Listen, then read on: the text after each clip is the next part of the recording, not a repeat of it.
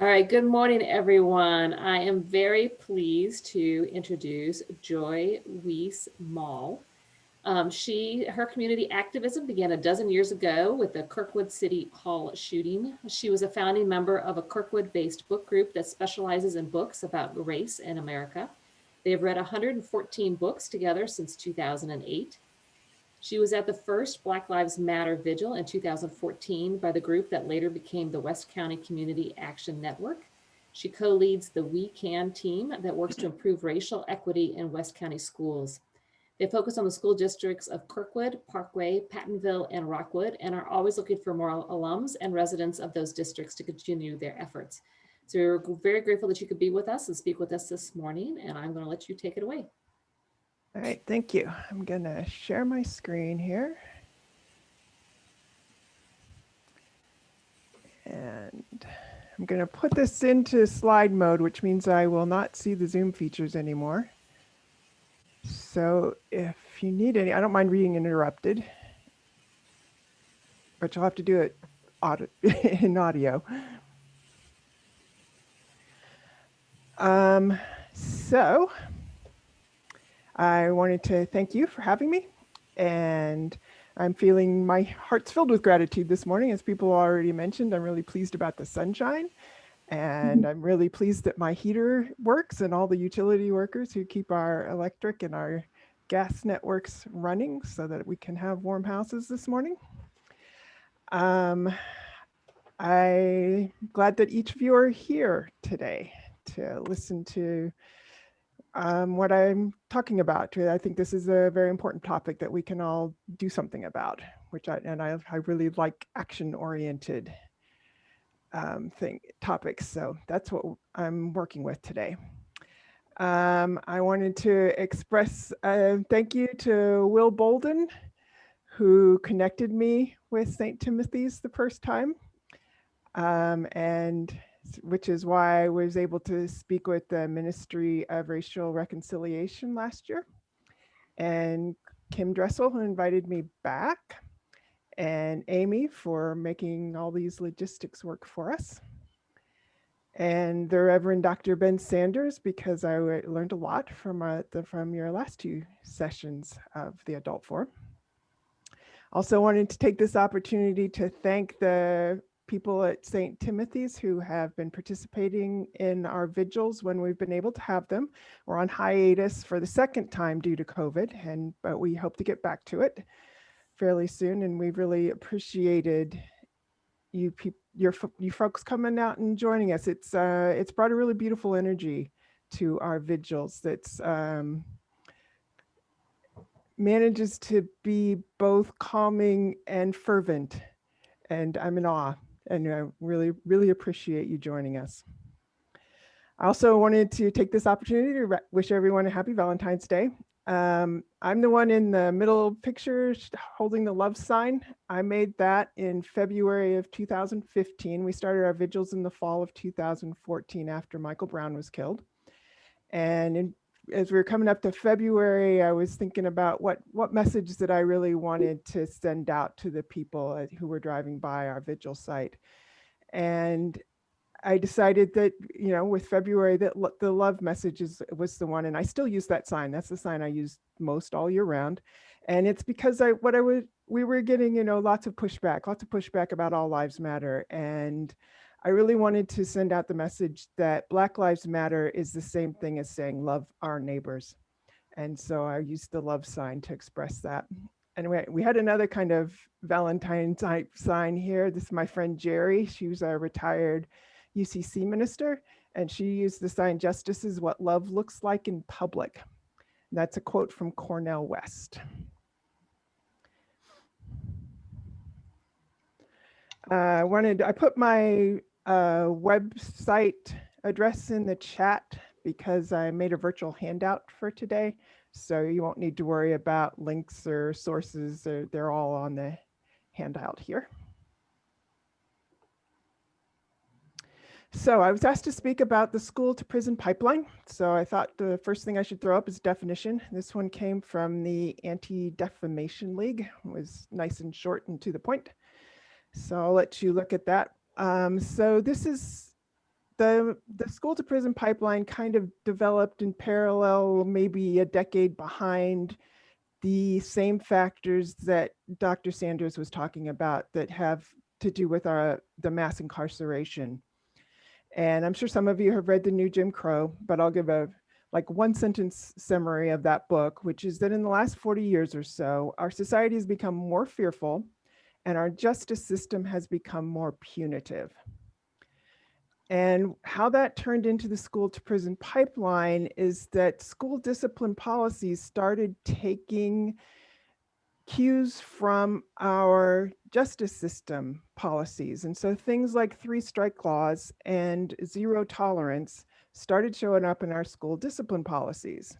And that has led to a harsher system of discipline in our schools in ways that we're now, for many students, are experiencing punishment when they used to experience instruction. We used to teach people how to behave better instead of punishing them and when they didn't behave the way that we wanted. And I wanted to share a story from a friend of mine who retired as a principal from a high school in Rockwood. Her name's Karen. In her last few years of working, she was in this transition into a harsher discipline practice. And she told a story about how a pretty good kid had a pretty bad day and ended up with a suspension. First, he was late to school. They had a no excuse tardy policy, and that meant he got detention no matter how good the reason was.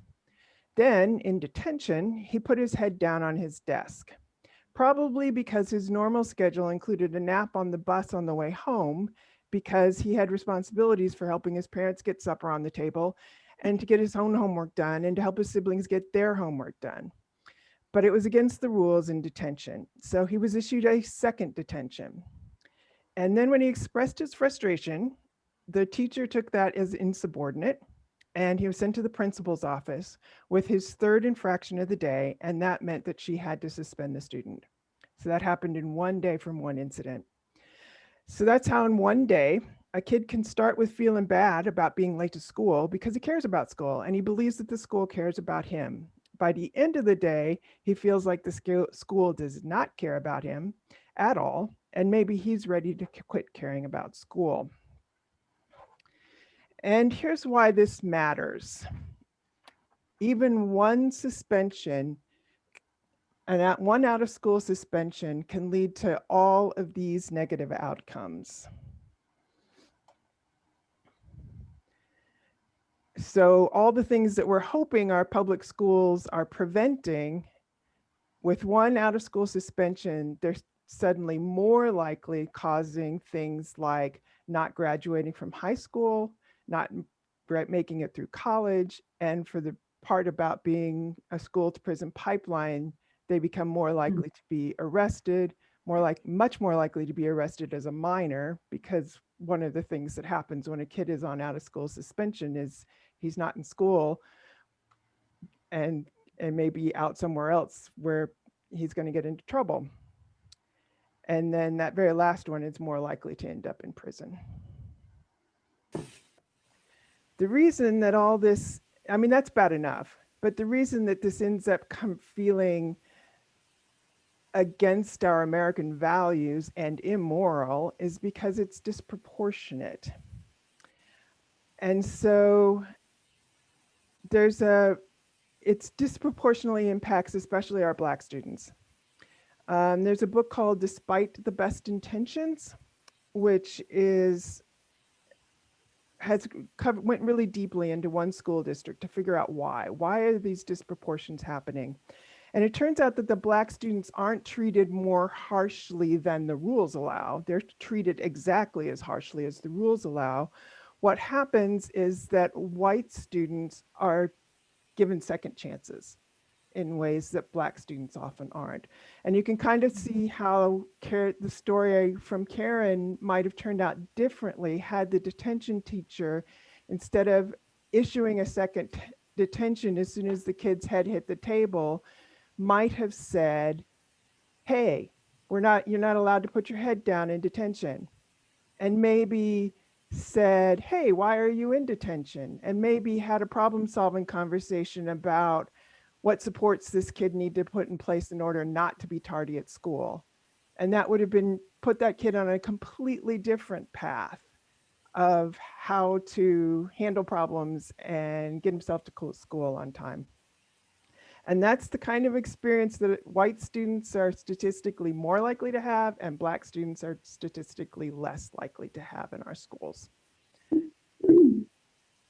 And so those outcomes are a tragedy for those individual kids and their families and their friends and their communities.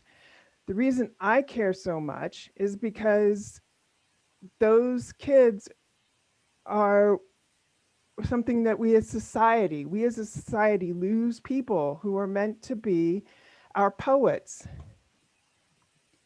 our protectors, our vice presidents. And so if we're going to meet the challenges that the world faces, we need more of us to meet our potentials.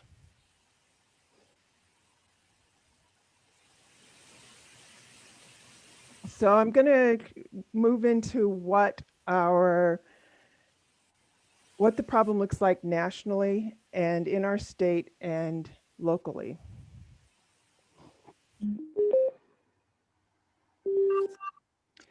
So the Government Accountability Office did a study in 2018 on this issue. And this is what they found, that Black students, who are only 15.5% of our students, are issued 39% of our suspensions. So how does Missouri fare in this? Quite badly. So this is a study that compared all the states, and Missouri was dead last in the elementary level. We suspended in a disproportionate way more students than any other state at the elementary level. So this is really little kids. These are kindergarten through 5th grade. And 14.3% of our Black students were suspended that year, and less than 2% of our white students. And then we didn't do much better at the higher level of education. We're suspending over a quarter of our Black students in that year.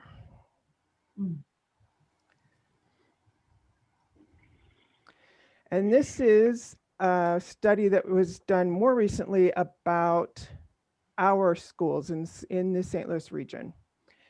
This is called the Falling Through the Cracks report. It compared school districts in our region, looking at race and gender and disability, and who was getting the out-of-school suspensions.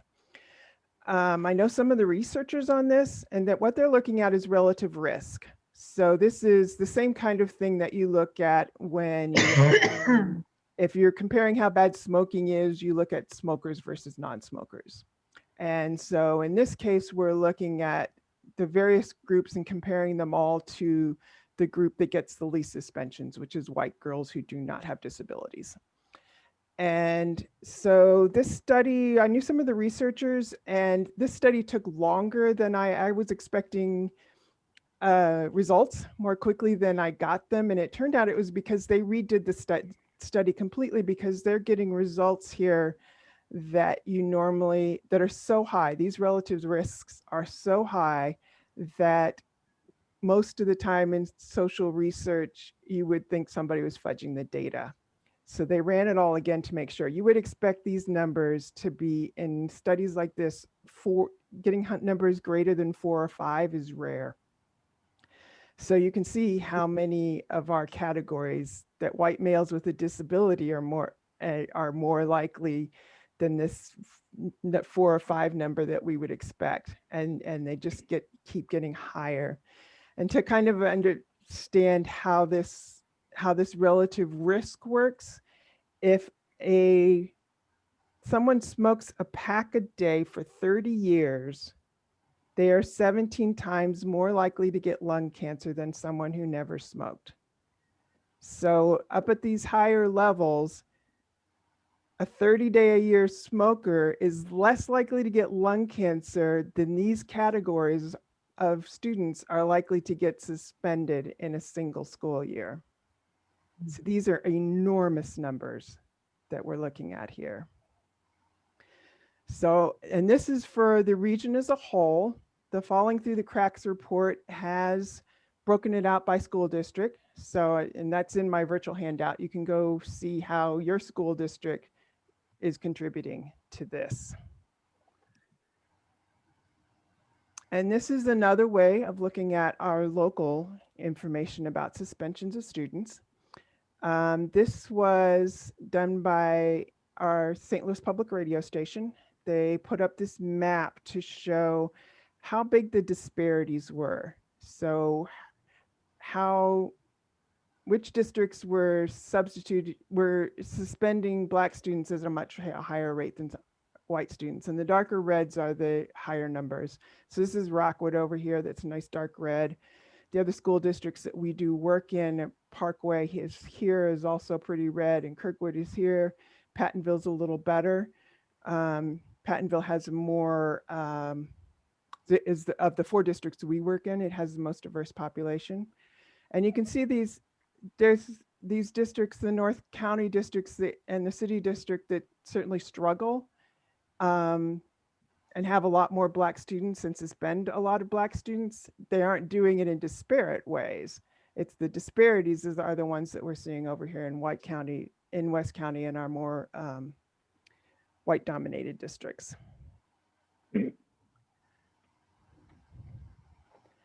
So I want to talk a little bit about what we're doing to try to solve these problems. This is the goal.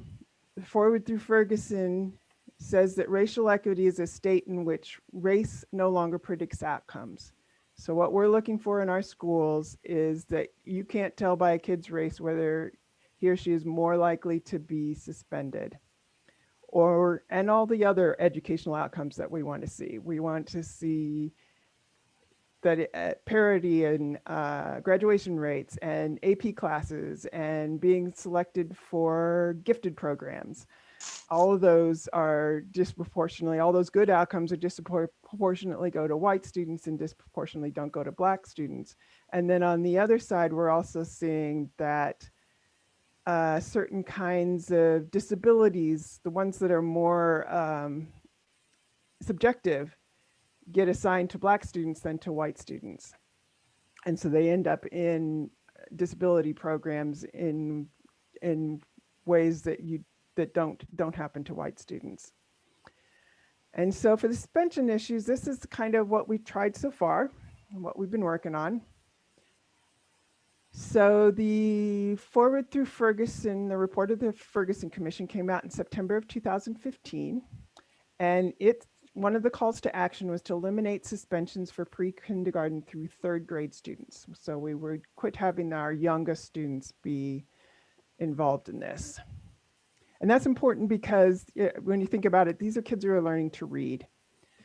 And so when they miss out on those early schools, and this happens, people are often surprised to learn that all 4 of our districts that we worked in, we've seen the data, they suspend those really young students. Most recent data I saw for Parkway was a couple of years ago. They suspended 2 Black girls in 1st grade for 10 days. Can you imagine how that impacts their education? And then in November 2015, We Live Here podcast from St. Louis Public Radio published that map I showed you. And so those of us who were working we'd been doing our vigils for about a year, and we're starting to think about what else we could be doing. And we looked at that map and we said, hey, West County is doing really bad on this disproportionality here. So maybe we can work on that. So we started getting ourselves organized, and in the summer of 2016, we made statements to the school boards in all 4 of the districts we're working in: Rockwood, Parkway, Pattonville, and I missed one, Kirkwood. And so those are the districts where we have active people who live there, because the most effective person to make a statement before a school board is a resident of that district. So that's where we started. In November 2016, this was, a little more than a year after the Ferguson Commission, we had a number of organizations in the St. Louis region who had focused in on this eliminate suspensions for pre-kindergarten through third grade, including the Metropolitan Congregations United, who kind of led the effort. And we had a regional school assembly where we invited all the schools in the area to join us and to talk about and to commit to making some sort of movement to get to do this. Most of them didn't commit to actually doing that, although Maplewood and Normandy did. And by then, St. Louis City had already eliminated suspensions for kindergarten through second grade. So we were starting to see some movement in that area by then. In the spring of that year,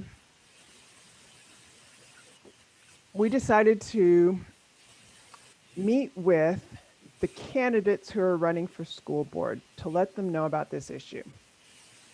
And so what that looked like for the most part was one or two people from WeCan sitting down for coffee with every school board candidate who was willing to meet with us in those 4 districts.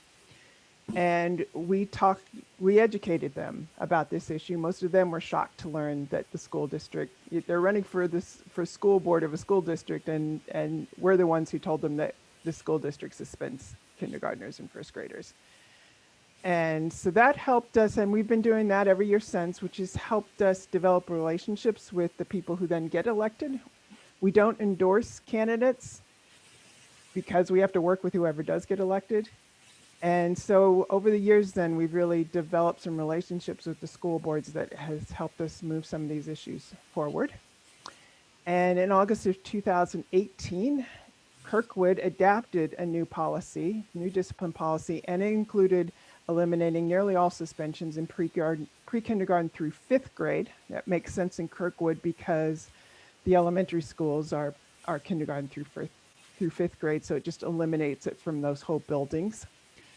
And we think that probably makes sense in all the other districts we're working in as well. We were lucky in Kirkwood because they had, right in that 2015, 2016, they had done a task force to eliminate the achievement gap and looking at all the issues that lead to to outcomes being worse for Black students in Kirkwood than they are for white students. One of them they identified was this disparity in suspensions. So we were able to take their own documents back to them and say, hey, look, you said you were going to work on this. And so of the many things that they identified that they needed to change, that was one of the first ones they looked at because we were pushing them to look at that. So as we come into more current times, we are now asking all the other 3 districts that we work in to eliminate pre-K through 5th. We're very confident that if Kirkwood can do it, Parkway and Rockwood and Pattonville can all do it too. There is some activity in the legislation in Missouri, particularly Ian Mackey, who represents Clayton and some other areas around there, has introduced a bill in the Missouri legislation to eliminate pre-K through 3rd suspensions for the state of Missouri. There are other states who have done that. In Parkway and in Kirkwood, they're both working on equity policies. And one of the things about having been active now for several years in this area, members of our group have been asked to be on these committees that are working on these policies. So we're hoping to soon see policies about equity more generally, not just discipline, in both of these districts. And we are now in the midst of our 5th school board election season. So every year, our school boards have 7 members, and every year, 2 or 3 of them are up for re-election. And so this year is a 2-year. This year we have 2 people from each district, 2 openings. And so we have in Parkway, the 2 incumbents ran and nobody else did. So there won't be an election in Parkway this year, but we intend to talk to those 2 incumbents anyway, because this is always a good time to talk to them. In Kirkwood, we have 3 candidates for 2 openings. Rockwood has 7 candidates for 2 openings, and we think that's because there were a lot of parents who weren't very happy about how the COVID uh, and schooling worked in Rockwood. And Pattonville has 6 candidates for 2 openings. So we have volunteers and we're working to talk to every one of those candidates about racial equity issues. I have a question. Yes. How many minorities are on the school boards? Not many. So, and that's one of the interesting things about Pattonville is the 2 incumbents are white and the 4 other candidates are black. And in Pattonville, we've watched these races in Pattonville. Every time they've had a hard time. Black candidates have had a hard time getting traction there, and one of the reasons being that the union has not endorsed the black candidates. So something that happened differently in Pattonville this year was that rather than the unions often endorse the incumbents, but this year they endorsed 2 of the black candidates. So kind of really interested to see how that works out, because some of the black candidates have been pointing out to the union that they were never going to get diversity if they always chose the incumbents as the people that they endorse. So, but all these districts could do better. It would be better could do better in their diversity on the school boards. Thank you. So I have some invitations here to end up with. This one's an invitation to learn more. A couple of organizations here, Witnessing Whiteness. I'm sure some of you have done this. I know some of you have done this because I did it with you. YWCA does a 10-session program using the book Witnessing Whiteness. We Stories is for families. Those 2 groups mostly emphasize helping white people discuss race in more helpful ways. And this is my group, the book group in Kirkwood, but we have members who are outside of Kirkwood. We welcome new members all the time. Our group is multiracial, and we have read 114 books about race in America. This month we're reading a novel. We usually read nonfiction, but this month we're reading a novel called The Vanishing Half by Britt Bennett.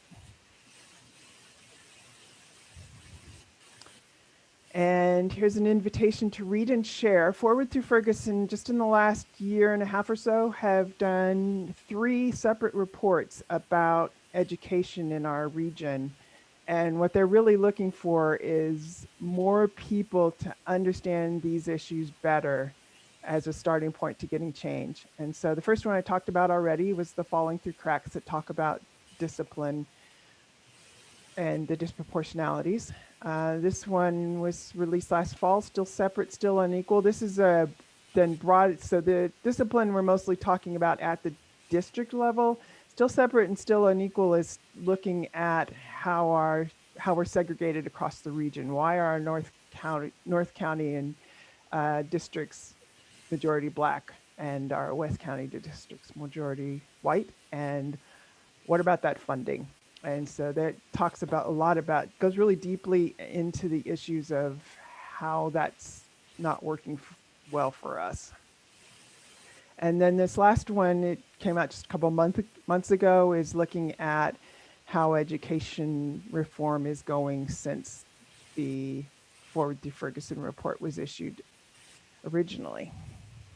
And so I really invite you to read those and share with other people what you learn.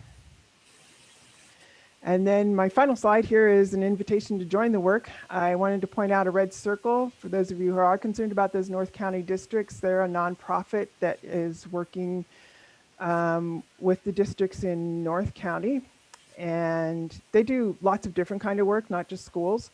They are nonprofits. They'll take your money. This is where I send my money when I want to see it doing good work in North County.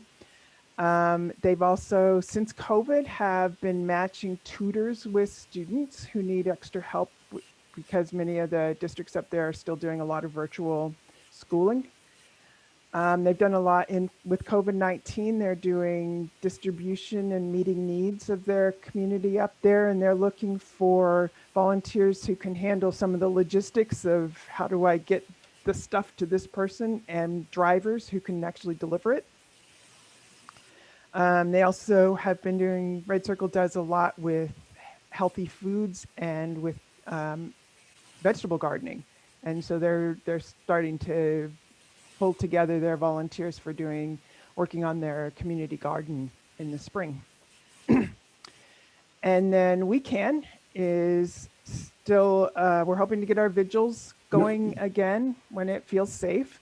Our vigils have been larger in 2020 when we were able to do them. Part of that is our St. Timothy's folks, but also there's just some energy around being together and saying that Black Lives Matter that has made our vigils larger. And we're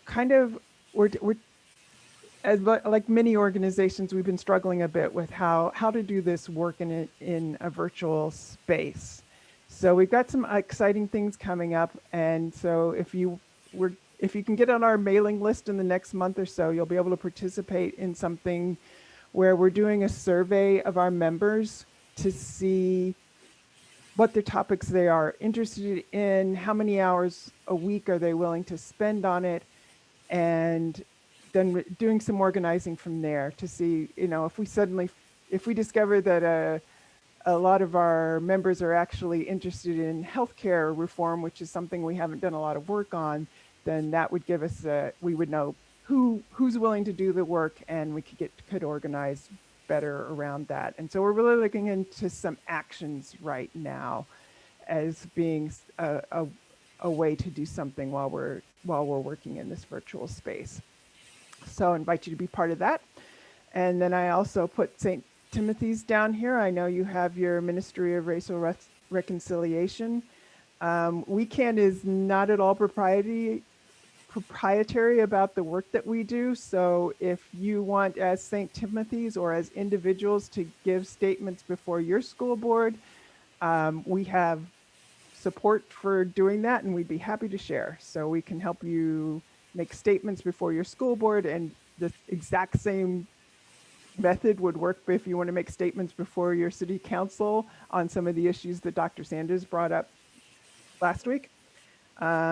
We'd be happy to share our process for talking to school board candidates and administrators, and we'd just really be happy for you to join the work however you are comfortable doing that, or not comfortable. One of the things that has been really interesting with WeCan, doing this work with WeCan, is most of us discover that it's kind of scary to do a statement before your school board the first time, and then it is so energizing when you actually do it.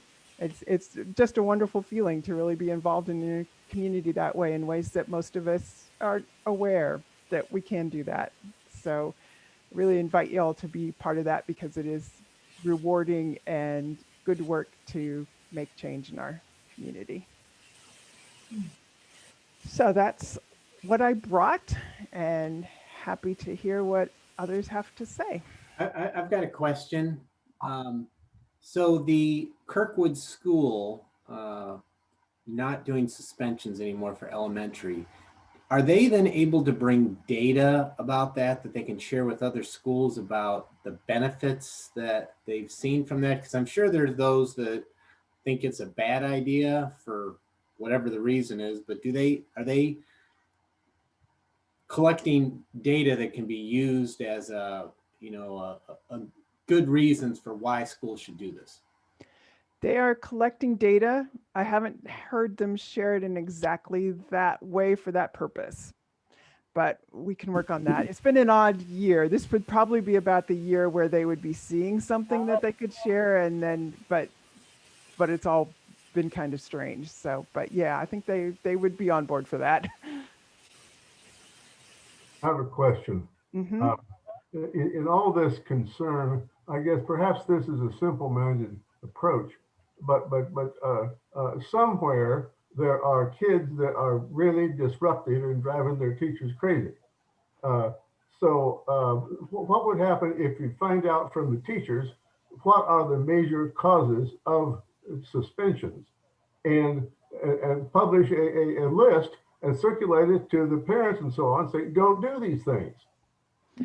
So there are a lot of techniques for handling things, and there are lists like that, and what they're looking at is different ways of handling situations in the classroom so that you disrupt behavior often before it happens, so that you can figure out the triggers of behavior that's disruptive before it happens, or handle it in the first few moments in different ways so that it doesn't cause the problem.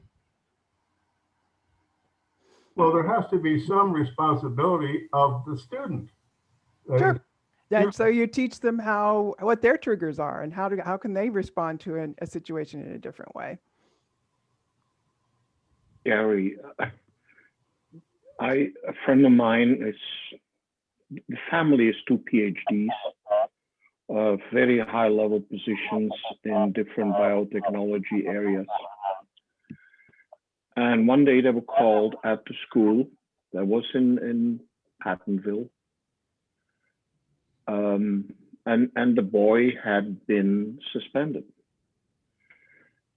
Or there was threat that the boy would be suspended. And the reason was that he was deemed too active in class. You have to realize that that little boy is a master chess player,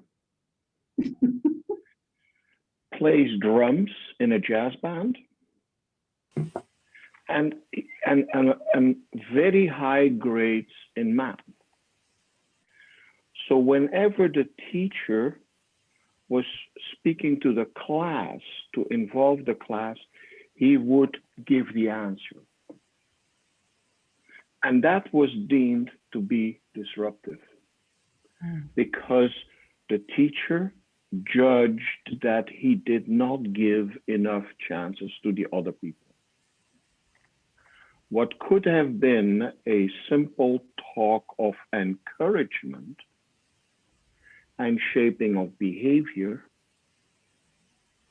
could have ended up pretty disastrous if the parents had not gone to the school to ask what's going on and introduce themselves as very high level PhDs, extremely high level researchers, maybe explaining why that kid was more intelligent than a black kid is supposed to be. So sometimes the issue is upside down of what stereotypes might suggest. A kid may be disruptive because he's a genius. And we have to learn that. Joy, do you want to go ahead? Joy Rouse, sorry. I wanted to emphasize something you said, Joy, about working with teachers to help them better understand what's going on. I think that is a real weakness in many districts. I worked in Ferguson Florissant for over 30 years, 20 of them in charge of the early childhood program. So I got to know teachers beyond early childhood because part of what I was doing was home visiting, and you can talk pretty closely when you're in someone's home. And I remember one conversation in particular with a woman who was a middle school teacher. And I asked her specifically, do you know what to do when a child becomes disruptive? What kind of in-service have you had on how to handle children who are disruptive, especially the older one? She was middle school. And she said, no, we've not had professional development on that. And I think if we're going to have a better understanding of what's going on, we have to go back to the child level and the teacher level, and a school board policy. And I've been on the school board in Parkway. A school board policy is not necessarily going to be the answer if it's not undergirded with good professional development for teachers. Colleges do not do a good job on helping their students understand social development. From early on, I mean, what goes on in the home and how children are taught to cope with problems is really, it's a difficult situation. We had children in preschool who would smack another kid because that's what they did at home and that's the way they got what they want. You want another toy? You smack the kid, you grab it and you go. Well, we had to spend a lot of time just simply teaching children how to get along at a very basic level. And we did a lot of professional development with our teachers on that regard. So I think that we need to help teachers. We need it. Just saying you can't suspend isn't good enough. And you would think that administrators and teachers would have really gone full bore with this, but they haven't. They're so busy finding fault that they don't do enough on finding cause and giving teachers the strategies and the tools to really help kids instead of just getting rid of them. Now, having said that, there are times you do need to get a child out of the classroom. That's all there is to it.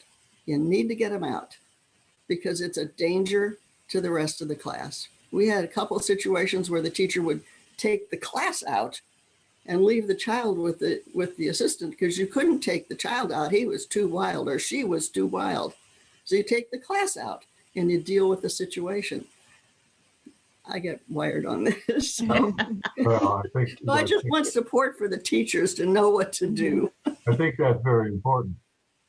I think so too. I found that the children sent to my office were either from the wrong side of the neighborhood, the wrong color, had all kinds of things going, the teacher didn't know their family and things like that. If the teacher knew the child's family, they came from the more affluent side of the neighborhood, et cetera, et cetera. Those children generally are not sent to the office. It's the other children that are sent to the office. And a lot of times you have to have a child, like I would have children come in and they are just being wildly disruptive in class. And I say, sit down, I don't want to hear a sound from you. And then after like 15 or 20 minutes, I would remind them that they have sat there all that time and not made any noise. That this is something that behaving is something they can do. And sometimes you have to teach the child also what you mean when you say behave in class. Because they don't And how they you, don't know, or you get frustrated with them and don't explain why.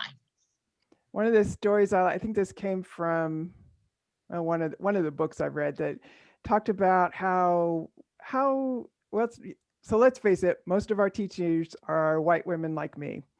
And so we're used to speaking in a certain way. And so we might say something like, why don't we all sit down and open up our math books?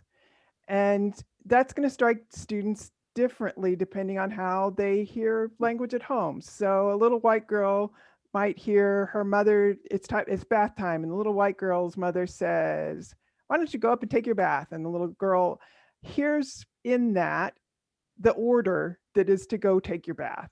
It's not a question. It sounds like a question, but it's not. And a little black boy might be in a family where mom says, get your dirty behind up in the bathtub. And the little boy is hearing exactly the same thing. He's hearing love and he's hearing an order to go take his bath. But when the white teacher the next day says, why don't we all open up our math books? The little boy hears a question. And he says, because I don't want to, because I want to keep playing with my trucks. All he's doing is answering the question that the teacher asked. But she thinks she gave an order. She just didn't state it that way. And so we need our teachers to be aware of what they just said, how the student perceived of that, so that we can communicate better. Dennis. Question that I have is, and I have no idea, but I'm asking. It would seem logical to me that those early child ages of the third grade down suspensions is more a problem of the parenting than it is the child, the child behaving that way. If they haven't learned that at home, is that, how much of that responsibility is the parents and how much is the child? As a taxpayer, I'm going to say, I need you to teach the students you get. And I don't know what that takes because I'm not a professional educator, but you need to teach the students that you're getting. And you know, I do understand that sometimes you're getting students that were parented differently, but we need to figure this out. I agree with you. I think also you need to explain to the student why you are upset. Because sometimes the student may be doing something that you think is just terrible, but it's accepted where they live or in their house or whatever. And so you need to let them know how you expect them to behave in school. I think that's a key point because even the youngest children can learn how to code switch very, very well. And that they can understand that certain behavior is okay in my neighborhood, but it's not okay at school. So if I'm going to get along at school, I got to think, okay, now what are the rules here? Well, at school, they're different than when I'm in my neighborhood. Right. I also have never had, I always, when the parents come in and they're complaining about this or complaining about that, I invite them to come into the school. Please choose morning or afternoon. Please stay the entire morning or the entire afternoon, not 10 minutes. And I have never had a parent not come back to my office and say, I don't know how they do it. So in the Because last, parents come in, they need to see what you're trying to do, what it means to behave in school, all of those kinds of things.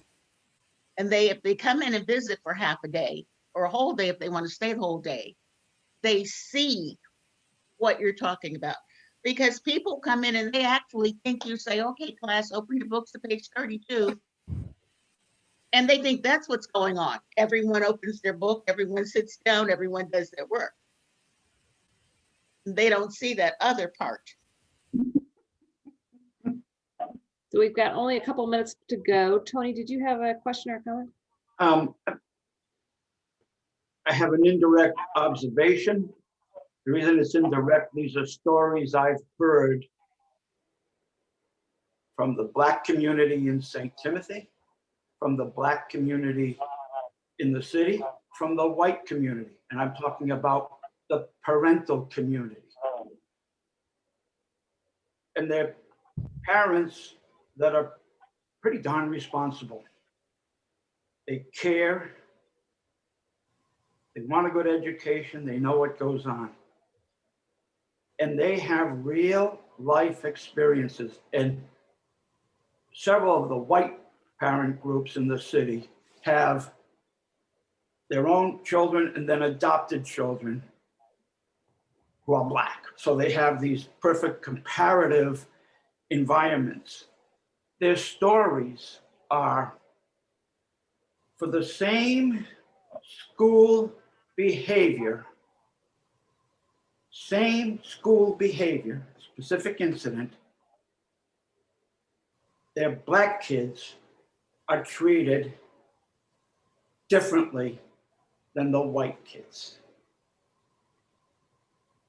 Now, that's anecdotal. Well, that's right.